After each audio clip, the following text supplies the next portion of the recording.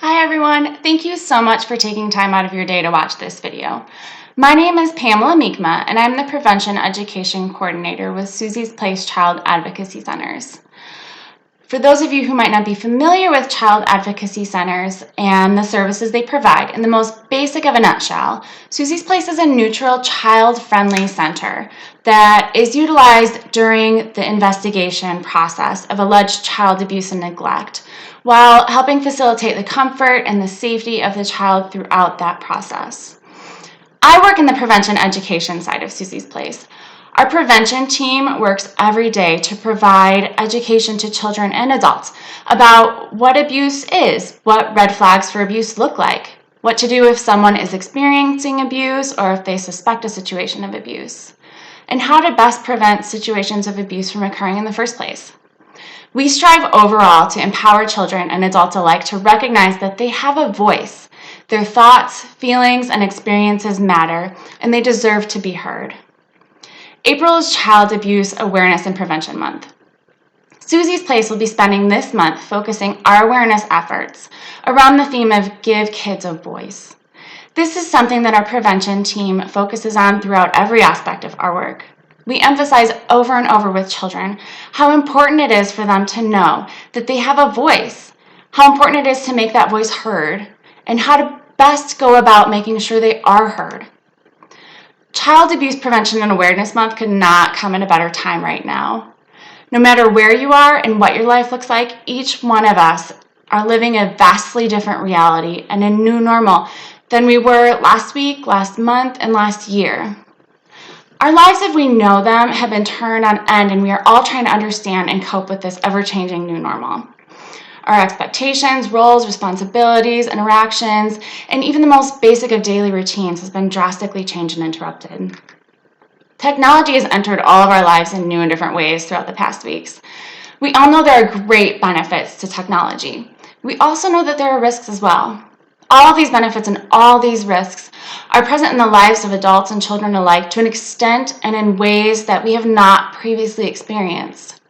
While the risks of abuse and neglect within the home has increased substantially due to all that is happening in our world, all of our homes have welcomed in a new level of risk for our children as well, as they're spending more time in the digital world to access their educational platforms, social media, apps, smartphones, laptops, tablets, TV, and even gaming platforms. I know you all have a list of worries and concerns and things to do that is a mile long, and it is certainly not my intention to add to your burden, but I want to encourage and empower you to spend a little time focusing on the things you can do to protect yourself and the children in your lives in this digital world. So what can you as parents do to protect your kids and to maintain digital distance and safety? It's important to remember that there's no such thing as a safe app, safe website, or safe digital platform. Our kids need to learn the safe and appropriate ways to use their voice in the digital world too.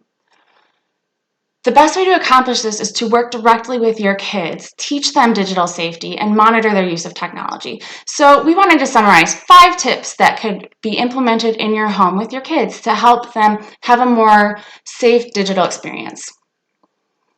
The first tip is to tell your kids to let you know immediately if someone asks for pictures or for personal information. Remind them never to give out personal identifying information such as their name, address, birth date. The second tip is to be aware of what apps your kids are using and know their capabilities. If your kids are using those apps or platforms, you should use them too. Download them, use them, find out how they work and what the process involved with those apps and platforms are. The third tip is to set reasonable time limits on computers and smartphones. Have rules around where those devices live, where they can be used, and to not leave those devices in your kids' rooms overnight.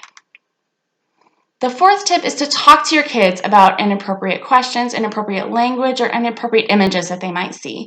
And use age-appropriate examples.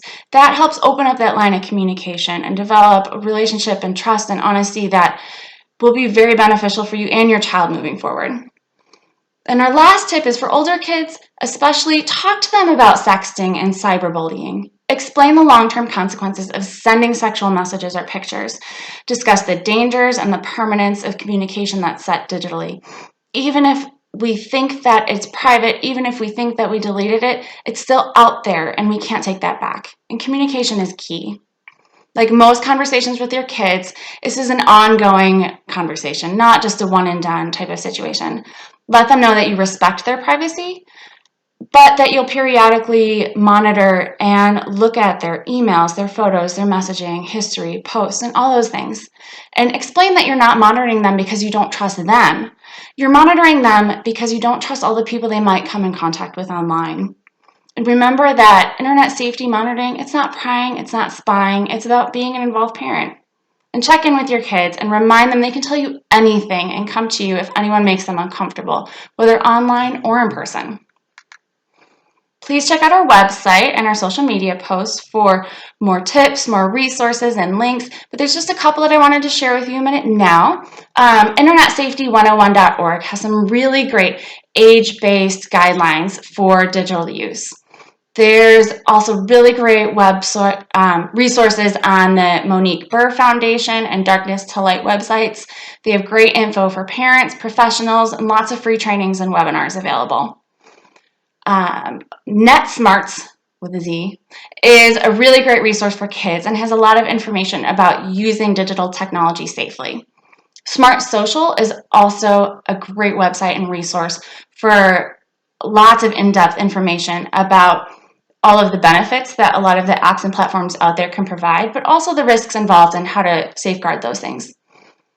Thank you again for joining me today. If you have any questions, thoughts, or any things that you would like to hear about or learn from us in the coming weeks, please feel free to reply to these posts or emails.